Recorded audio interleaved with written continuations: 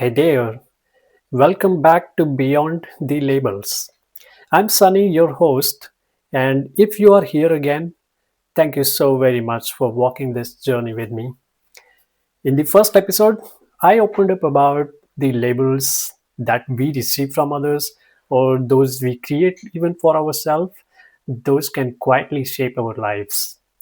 Today, I want to talk about something many of us carry without even realizing it, that quiet weight, an invisible burden that does not show up in our photos, resumes, or achievements, but stays with us often for years. Let me ask you this. Have you ever felt like you did not quite fit in? Maybe you were the quiet kid, or maybe you were the loud one, always trying to prove yourself. Maybe you topped the class, or maybe you struggled to even pass. Maybe you had the newest gadgets at home, or maybe you had to wait months before you got your first simple watch. Whatever your story is, somewhere, somehow, life made you feel not enough, not smart enough, not confident enough, not cool enough, not rich enough, not talented enough, not whatever the world expects enough. And that feeling, it does not go away easily. You could be doing very well in your job today. You might be a parent, a professional, a dreamer.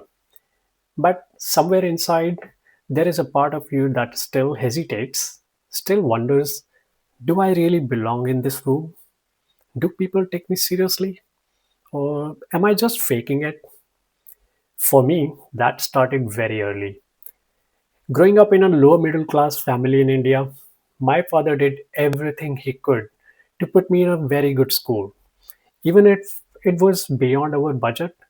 And that act of love unknowingly placed me in a world where everyone else seemed to have more money, more confidence, more stories to tell. While they talked about vacations and video games, I was still trying to find a way to relate. And that feeling, that invisible difference, stayed with me for years. Even when I moved to another city to study engineering, even when I entered the professional world, a quiet voice inside kept saying, you are behind. You are not like them. You will never catch up. And maybe you have felt that too.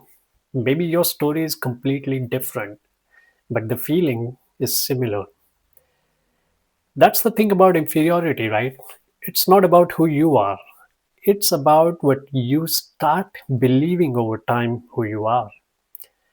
But here's where I want to bring in something more powerful, something that helped me take my first small steps towards confidence. My favorite author, Mel Robbins' 5-second rule. It's simple.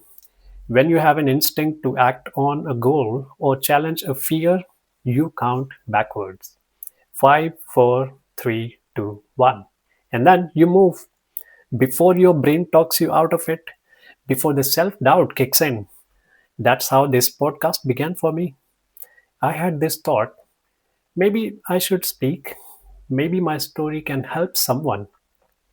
And then the next thought, but who am I to do this? And then that's when I paused, counted down 5, 4, 3, 2, 1, and hit the record button. And that 1 second of courage changed everything. Because here is the truth, you are not the labels, you are not the missing pieces, you are not the income you were born into, and you are definitely not behind. You are on your path at your pace, and that is enough. Yes, some people may start ahead. Yes, some people may have louder voices or shinier stories, but you have lived a journey that has given you depth, empathy, resilience, and a perspective that no one else can copy. And maybe, just maybe, that makes your voice even more powerful. And in case you're thinking, but people like me don't make it big, let me share this. Oprah Winfrey was told she was unfit for television. She was raised in poverty, survived abuse, and began her career getting rejected. But she did not let those labels define her. She created her own lane. Colonel Sanders, the founder of KFC, did not find the success until his 60s. He was rejected over 1,000 times before someone said yes to his recipe.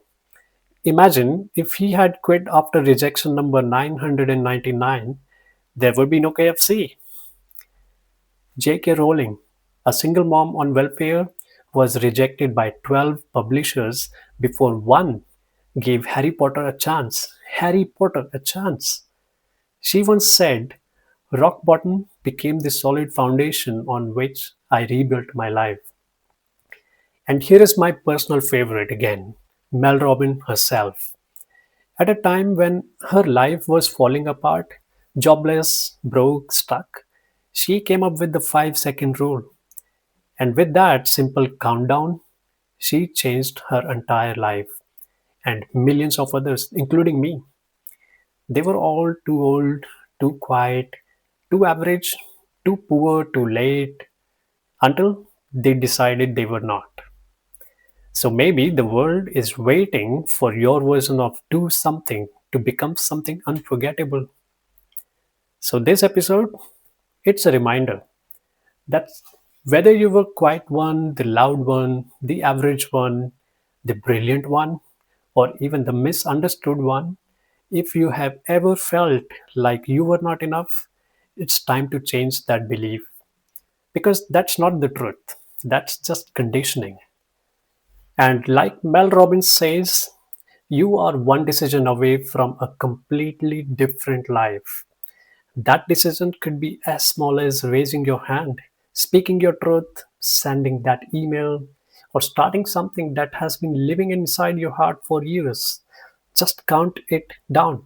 5, 4, 3, 2, 1, and go. It works. And it puts you back in the driver's seat. So, wherever you are, whatever invisible weight you have been carrying, I want you to know you are not too late. You are not too small. You are not behind. You are just getting started. Next week, I'm going to talk about something many of us deal with, the trap of comparison, and how it creeps into our minds and quietly makes us feel less than others, even when we are doing just great. So, if you have ever caught yourself scrolling through someone else's success and thinking, I wish I had that life, then that episode is going to be for you. Until then, be kind to yourself, take that small action, count it down, and remember your story matters. This is Sunny, and you are listening to Beyond the Labels. Take care.